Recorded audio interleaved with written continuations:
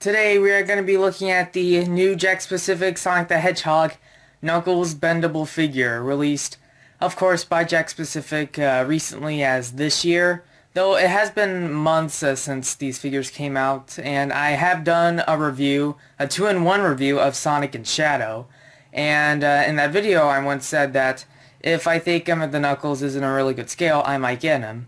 And I decided to get Knuckles because of that. And, well, why the heck? I mean, another figure from the line. It's not really a bad addition. He comes with the Tails disc. And on the back, they show you some stock art of Knuckles as well as what to do with the discs.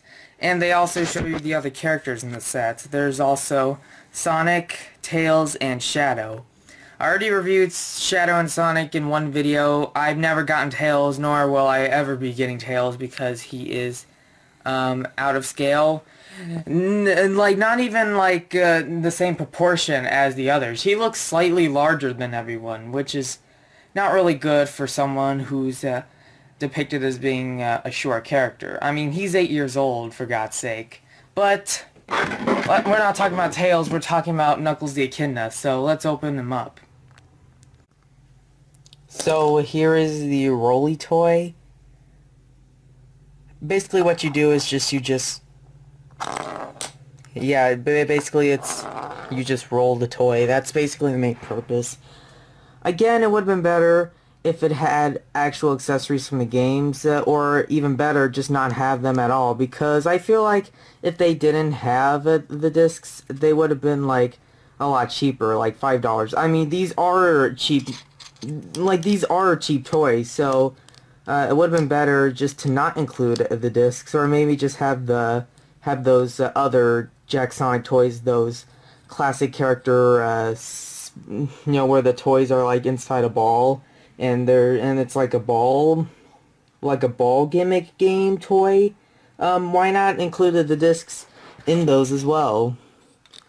But if you're not going to be playing with them, you can always display them as such. Oops. Of course he's going to fall because he's Tails. Now, in comparison, here's Knuckles right next to Shadow and Sonic, and you could see, on camera, it does look like that Knuckles is the same height as Sonic. However, from what I believe, he is slightly taller than Sonic, like he should be, but not by much.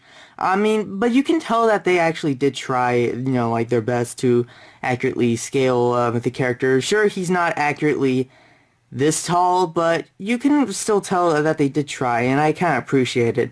Tails was just really no excuse, because they just doubled his size and just called it a day. They didn't even made him as small as he should be. Say the Resource Tails, he was slightly shorter than Sonic, and even though it's not completely accurate, at least the scaling's alright, because he's still short than Sonic. And I think Tomy did a really amazing job scaling their Tails with their Sonic, because the scaling is accurate now. But Knuckles, you could definitely tell that they did try, and I do really appreciate for it.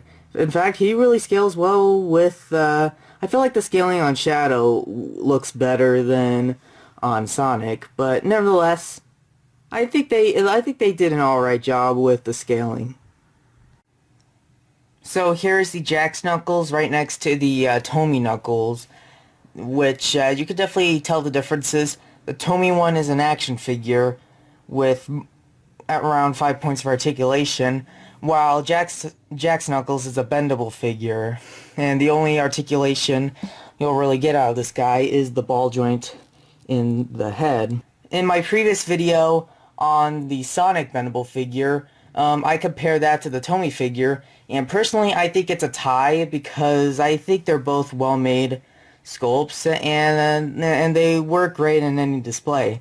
Though most people, I asked you guys which one do you prefer in the comments, and most people preferred the Jakks figure over the Tomy figure, and I kind of understand why, because it's a much cheaper toy, and it scales well with the World Nintendo and SH Figure Arts characters, so I kind of understand why. So, which version of Knuckles do you like? The Jakks figure or the Tomy figure? Just like Sonic, I think they're both tied to me. But then again, I'd say the Tomy figure has much better scaling and a much better paint job, since, they use matte finish, which kind of makes it more like a quality toy. The Jakks figure is kind of more of like a cheaper alternative, which is not bad. But I'd say the Tomy Knuckles is a better figure overall. I mean, I'm neutral with both Sonics, but if I have to pick a Knuckles, then I'd say in terms of if you want Knuckles scaled with your Jazzwares or Tomy figures, I feel like Tomy Knuckles would work the best.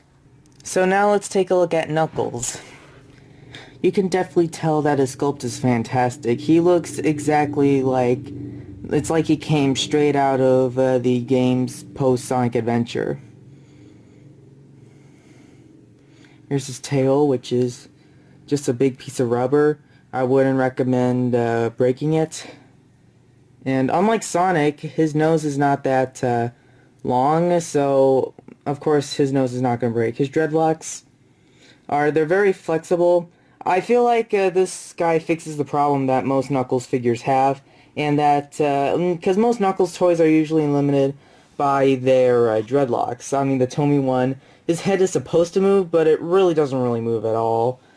But this one, since his head is on a ball joint, and not to mention that he's made of rubber, it's pretty easy for him to pose, which, yeah, that's definitely a really good job on Jakks Pacific's part. The only thing that you could bend are the arms and the legs, so you can get him into a running pose. It does look weird, but it still gets him the job done, and I don't think someone would really mind. I know I've seen Wake Angel 2001's review on the Sonic figure, and he really hates the fact that these are bendable figures, and it's kind of understandable, even if he kind of sounds a little childish when he rants about that whole thing in his video.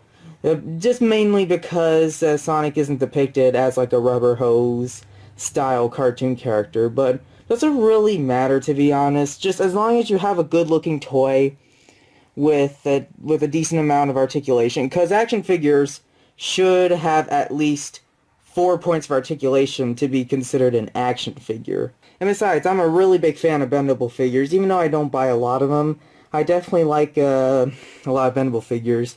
In fact, I would love to have my character as a bendable figure form. So if this channel gets more attention or anything, I would love to make toys of my character specifically as a bendable figure. And I could have another version of the bendable figure, but this time with interchangeable hands and eyes and mouths. So, I mean, I would love that idea. But yeah, without getting off topic, he's a really great figure. I really like that smile. I mostly prefer Knuckles figures smiling. I don't really like them frowning. Yes, it is showing Knuckles' character, since he's not really much of a happy character for the most part. But honestly, I feel like a smiling Knuckles is an appealing Knuckles, so... And besides, I don't really play much of the games, and I usually like because usually this channel is about me talking about the things I personally like myself, but sometimes I do make exceptions. Like one time I did a review on the Bendy action figure from Bendy and the Ink Machine that Fat Mojo released, and I never played Bendy and the Ink Machine whatsoever, and I still have yet to play it. The only thing I know about this game is that I've watched FGTV play that game. Even if they're not really supposed to be playing that game, because, like I said, they're a family, well, not family, but they're like a kid-friendly channel.